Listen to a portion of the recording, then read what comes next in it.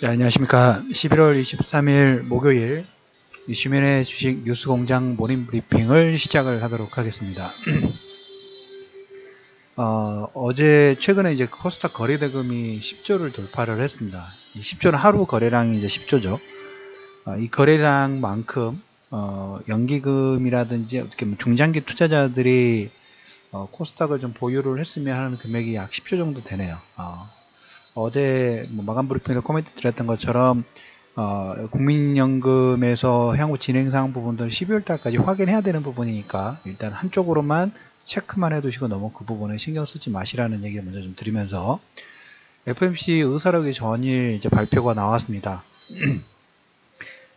제가 예상했던 수준 정도 나왔어요. 금리 인상 별로 신경 쓰지 않아요. 다음 달에 어차피 금리 인상 해야 된다고 보고, 금리 인상 속도 자체가 우리가 이제 연준 의장이 옐런 연준 의장은 내년 2월 되면 이사까지 사임을 합니다. 그리고 이제 파월로 들어가는데 기존 정책 부분들을 기조를 유지를 하고 아마 더 규제 완화 쪽으로 트럼프 성향 쪽으로 더 강하게 바꿀 겁니다. 그래서 어제 FOMC 의사록에서 어떻게 나왔냐면 저 인플레이션에 대한 우려를 언급했어요.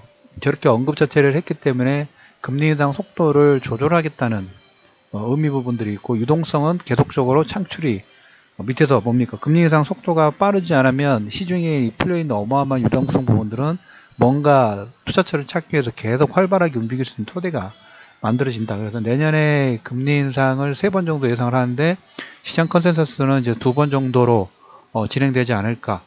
속도도 역시 더 늦어지지 않을까 라는 가능성. 그래서 미국 증시 같은 경우는 어제 약간 혼조세 부분들이 됐습니다. 아무래도 이제 경기 지표는 긍정적으로 나왔어요. 그런데 저 인플레이션 우려 부분도 있고, 그 다음에 독일 쪽에서 지금 메르켈 총리가 연임됐는데 연정정부가 지금 구성이 안 됐죠. 연정정부가 구성이 안 돼서 지난번 연정 부분들을 했던 그 당과 오늘 장 끝나고 독일에서 아마 미팅 부분도 좀 할 것 같아요. 그래서 그게 진행이 되면 정치적 불확실성 부분들이 조금 수면 아래로 가라앉고, 그렇지 않을 경우에는 2주 안에 11월 어떻게 보면 12월 초까지죠. 12월 초까지 그 재선거 의회 해산하고 메르켈 총리가 사임하고 의회 해산하고 재선거 일정까지 다시 어떻게 보면 불확실성 부분들의 어떤 구간으로 지짐이 좀 되죠. 그래서 어제 유로화는 강세가 좀 나왔어요. 민주당 지난번 연정 정부의 그 당을 만나길 예정이다라는 걸로 유로화가 강세가 나왔고, 달러는 약세가 나왔습니다. 달러는 중장기적으로 지금 95선 정도에서 제가 한번 말씀 좀 드렸던 것처럼 계속 박스권 움직일 수 있는 가능성 코멘트 좀 드렸죠. 제가 원하는 가격대는 지난번 달러 인덱스 91선 정도였으니까 그 정도 가격대. 그래서 연정 정부에 대한 만날 예정으로 위로와 강세 나왔고, 그 다음에 달러는 약세가 나왔고요. 어제 그래서 약세 플러스의 요건으로 본다고 하면 시장에서 12월 이번 주는 그 하원이나 상원 휴원이라고 말씀을 드렸죠. 다음 달 12월 8일 한 2주 정도 남았습니다. 예산 처리되지 않을 경우에 미국 정부의 셧다운 가능성이 어제 미국 쪽에서 나왔어요. 뭔가 불확실성이 있다는 거죠. 그래서 어떻게 보면 다음 주부터 다음 주 12월 초까지 우리가 이제 선물옵션 동시 만기가 있는 시점까지, 그리고 거래소 쪽에서도 보면 선물 쪽에서도 보면 계속 누적 매도량 자체가 증가를 하고 있죠.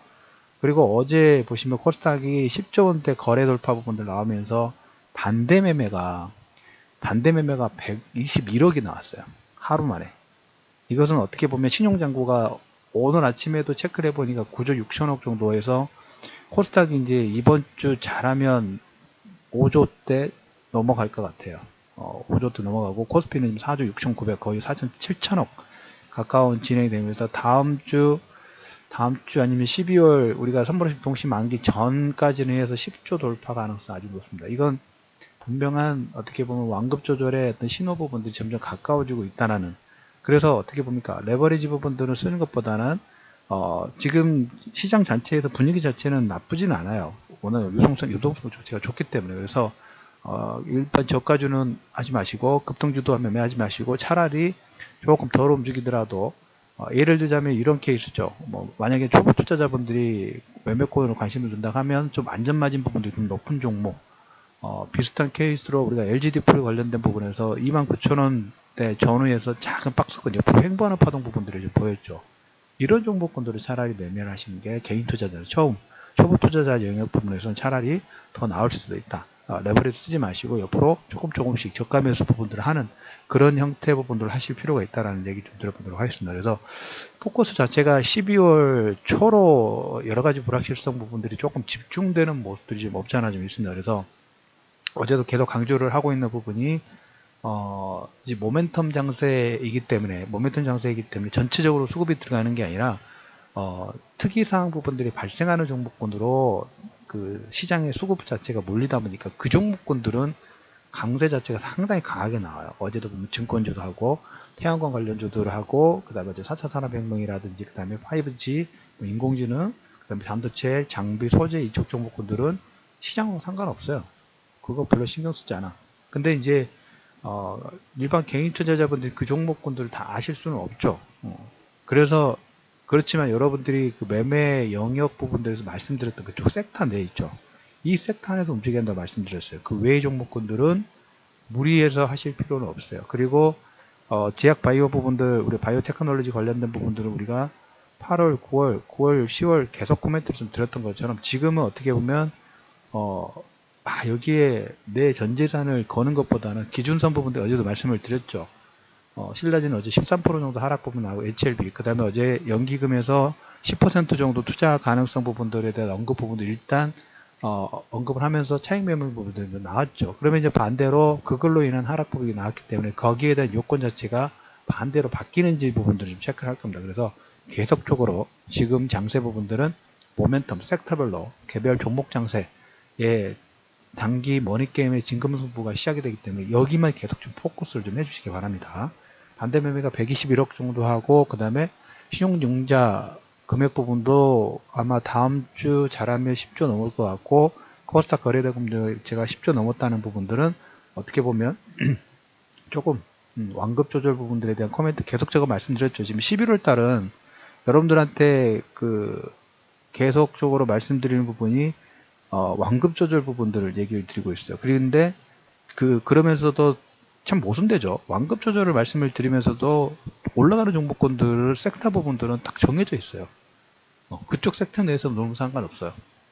그 부분들이 명확하기 때문에 그렇게 좀 말씀을 드리고 비트코인이 미국 부동산에서는 월세 주택거래에도 지금 활용하려고 하는 부분들이 있고 음성인식 T맵이 다운로드 수가 800만 건.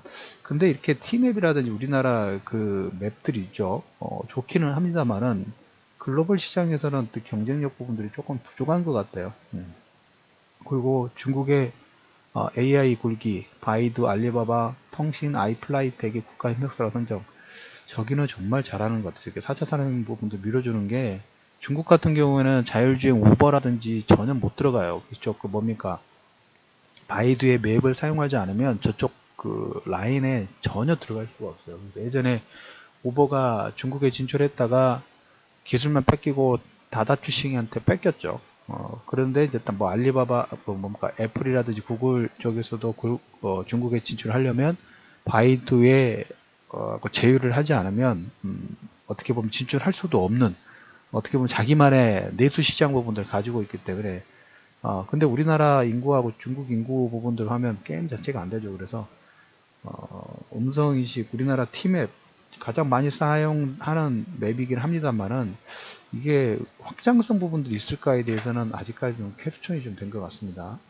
그리고 국제유가는 지금 뭐 재고로 인해서 달러가 약세되니까 국제유가는 조금 반등 부분도 좀 나왔고 그렇게 좀 보시면 될 것 같아요. 그래서 오늘 이제 목요일이죠. 오늘 목요일이고 이제 이번 주가 마무리되는 그리고 이제 다음 주에 장세 자체는 지금 계속적으로 보면 어제 계속적으로 강조를 하는 정책 관련된 부분, 바이오 테크놀로지는 조금 이제 소강 상태가 됐고, 그 다음에 이제 반도체, 장비, 소재, 3D 랜드, 테크니컬 관련된 부분, 4차 산업혁명에서 뭐 5G 자율주행 관련 종목군들은 계속 긍정적인 흐름 부분들을 진행되고, 이제 우리가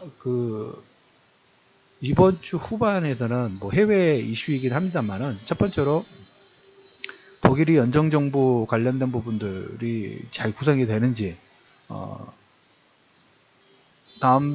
오늘 실패를 하게 되면 내년 한 지금 3월에서 4월 정도 지혜선거 관련된 일정 부분들이 나올 것 같아요. 그래서 그 부분들은 아마 내일 아침에 되면 알 수 있지 않을까라는 코멘트 드리면서, 금요일 아침 이슈면의 주식 뉴스 공장 모닝 브리핑을 마무리하도록 하겠습니다.